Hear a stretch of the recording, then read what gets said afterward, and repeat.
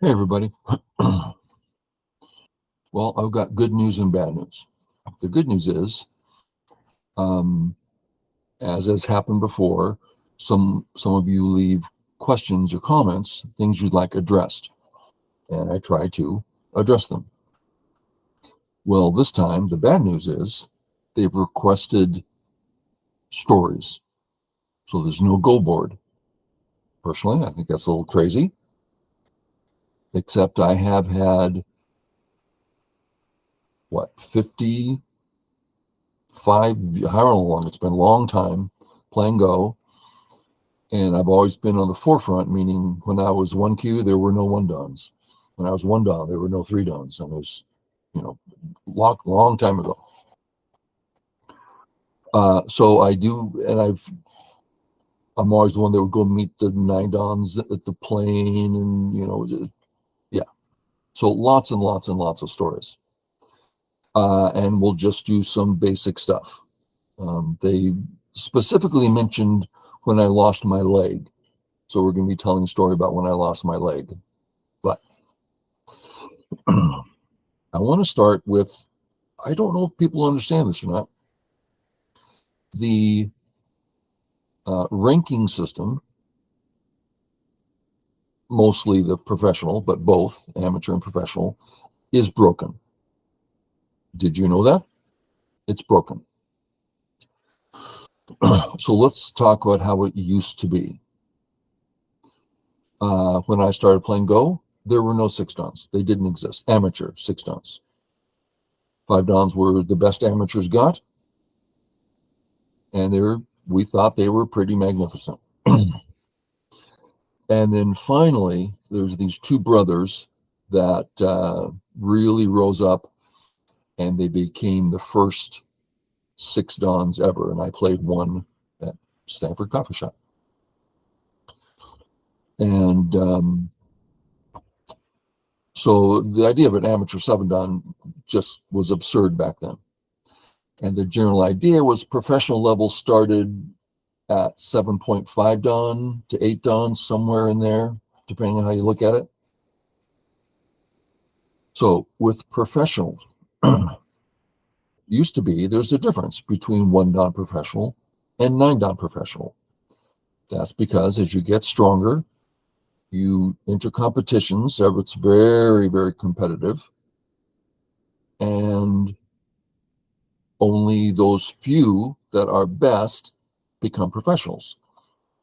And what is it? 3 a year, depending on which school, would be allowed to enter.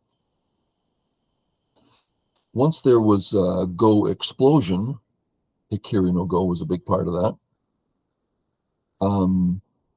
Everyone starts playing more, people are getting stronger. All of a sudden, instead of a small handful of amateurs being ready to become pros, let's say, just for example, instead of 3, there's now 6. Okay, only 3 are allowed in. Now you have 3 professional level amateurs that aren't professionals. They weren't allowed in.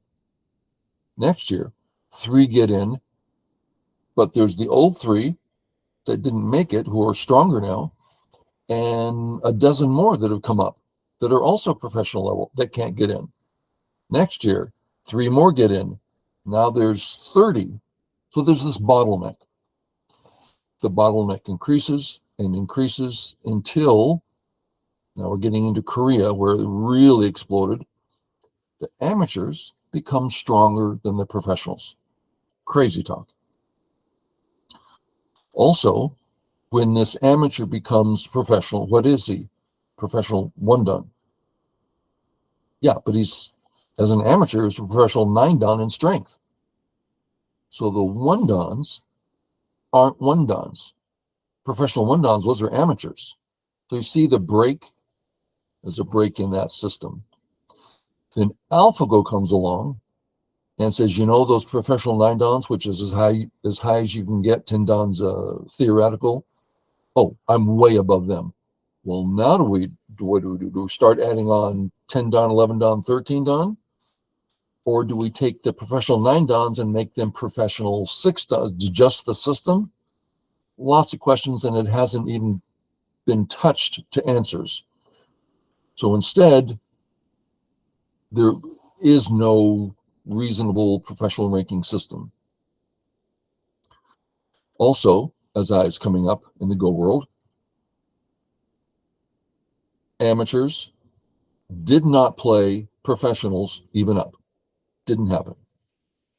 Because the amateur had nothing to lose, and the professional had his status, had his, pride. So it just didn't happen. And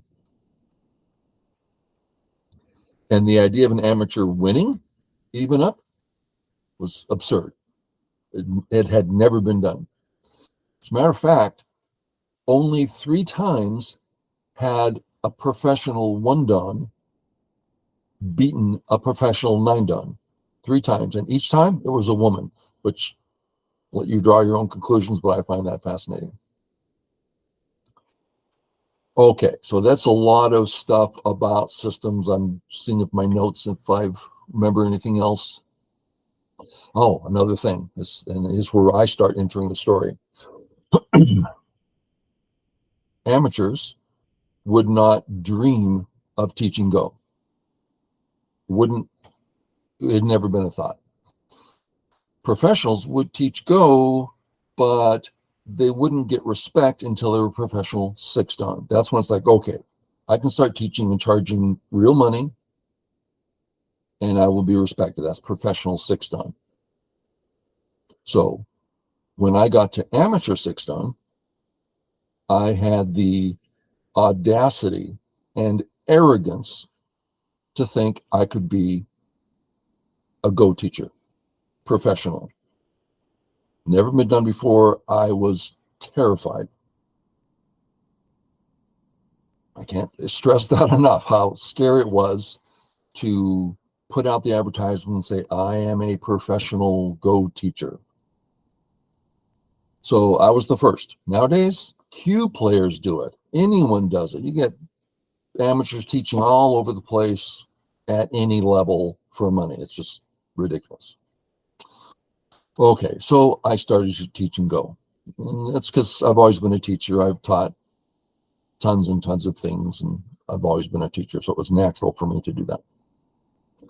Okay, where else? So, teaching Go, and back then, I'm going to say that a lot, back then, in the dark ages, there was no internet. There were no personal computers. Computers, of course, took up entire rooms. So if you wanted to record your game, get out the graph paper, do the 19 by 19, make the little circles, number the little circles. It's the only way to do it. Once computers got on, we would, get printing paper and, step by step, get better at it.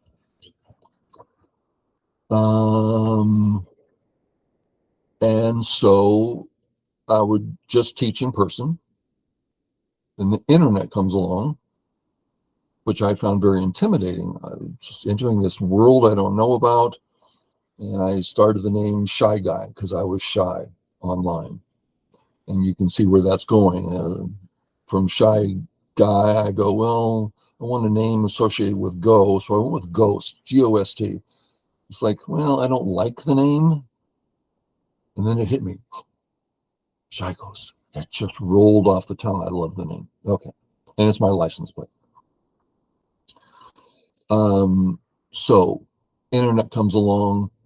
I start teaching on the internet and get involved with KGS and start getting well known, better and better known. And I start getting celebrity status.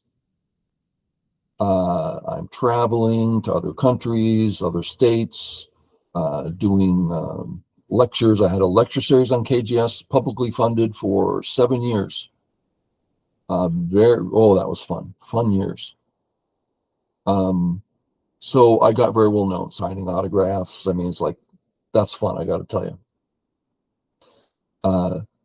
2 separate occasions, I had guys asking me, please, let me come, I'll live in your driveway, I'll wash your car, anything. Just let me learn from you. So showing you there were some celebrities that I was well known. Not anymore. No one's heard of me anymore. Okay. So as that's going on, that's when, as a house painter, I fell off a roof and lost my leg. Which a lot of people go, "Oh, I'm so sorry." Well, I wasn't sorry. To me, that's just the next exciting adventure. But here I am. I'm in the hospital, and people start hearing, "Shygost, did you hear what happened to Shygost?" I'm in the hospital. I'm getting calls from France, from Israel, from around the United States. "Oh, we're so concerned." It's really, really sweet.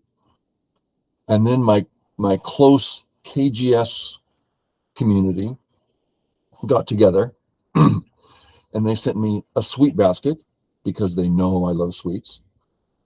They sent me a fruit basket just because they did. And then the amazing one, they got together and they sent me a cash basket. The idea being, I bet Lance could use some cash right about now.